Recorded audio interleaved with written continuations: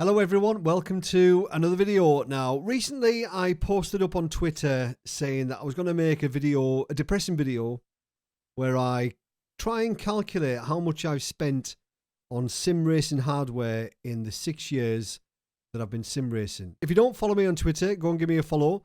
DaveCamYT on Twitter. I just post all kinds of random crap.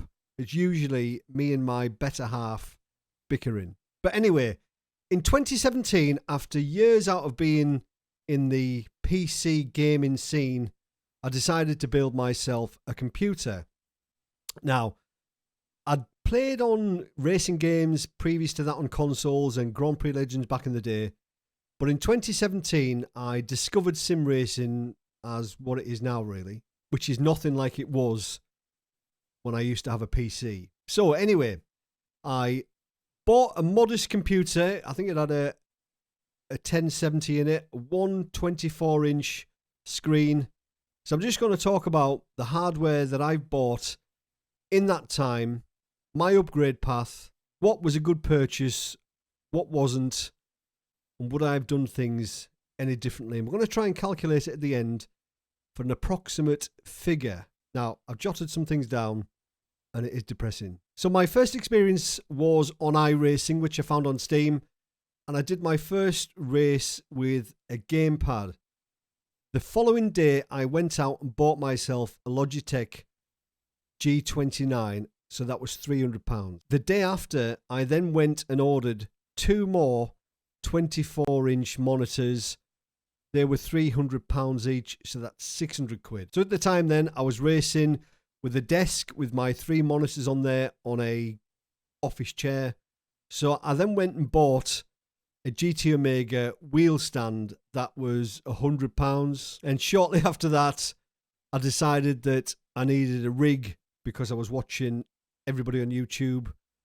So I went and bought a GT Omega art cockpit that was £300. So I was sitting in a rig with my monitors on a desk. So I thought I need a triple monitor stand, and I bought one from GT Omega, and that was, I think it was 120. It was a weird looking thing.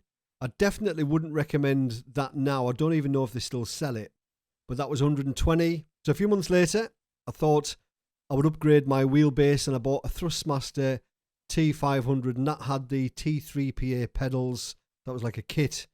That was 500. But of course, I wasn't happy with the Thrustmaster wheel that was on there, and I bought a Ferrari replica wheel, and that was, I think it was 150. And in hindsight, I should have totally skipped the Thrustmaster upgrade. That wasn't a massive upgrade from the G29. Yes, the force feedback was a little bit stronger, but it wasn't the upgrade that I hoped it would be. And the pedals weren't load cell pedals, so I didn't really gain much from that at all. Then I bought the Thrustmaster shifter, the TH8A, and I think that was 160. And then I got more and more into the hobby and discovered Fanatec.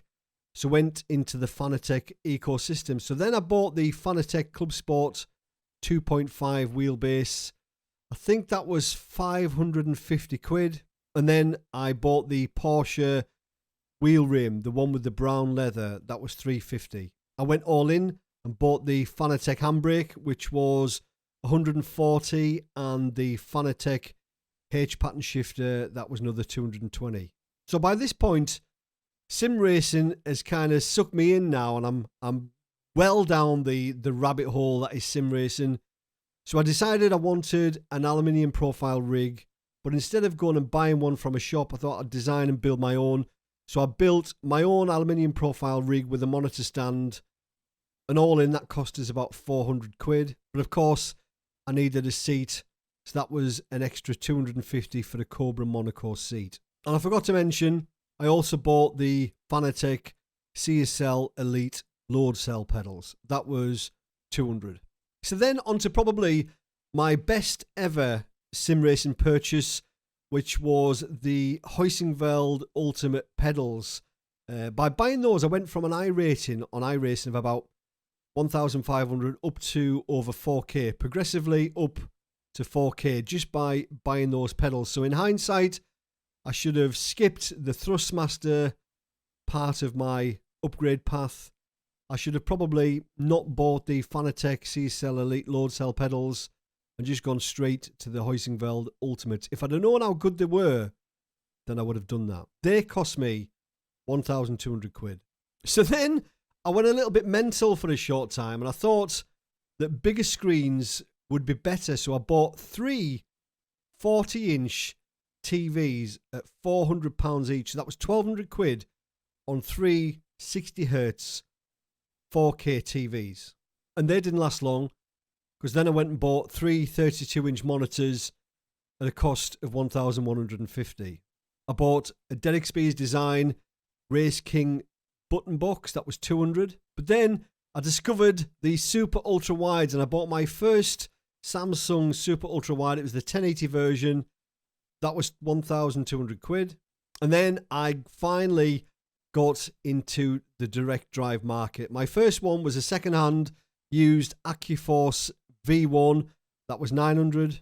I bought the sim racing hardware dashboard, which sat behind your wheelbase. That was 300. I bought my first ever virtual reality headset, which was the Oculus Rift. I think that was 500, but I got rid of it and I ended up buying another one, an Oculus Rift S, which was 400. Got rid of that one, ended up buying another Oculus Rift. That was 300. Got rid of that one, bought a HP Reverb G2.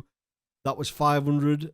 That went. I ended up buying a used Oculus Rift S on Facebook Marketplace for 200. I bought a single Samsung 32-inch screen for 350. I then got the 1440 variant of the super ultra wide. That was 1,100. I then bought 3 Asus 27-inch monitors, 1,150. I bought a combo from Race Anywhere, which was the PSR1 triple monitor stand, gear shifter mount, all that kind of stuff. That was 1,000. Bought a VRS wheelbase, which was 1,000. But at the time, I then became a Fanatec partner. They sent me a DD1, so the VRS wheelbase went. Bought a Cube Controls Formula Pro steering wheel. That was 800. I bought the Sparco Grid Q seat, 330. I bought the SimiCube 2 Pro, which was 1,100. I bought a SimiCube 2 Sport,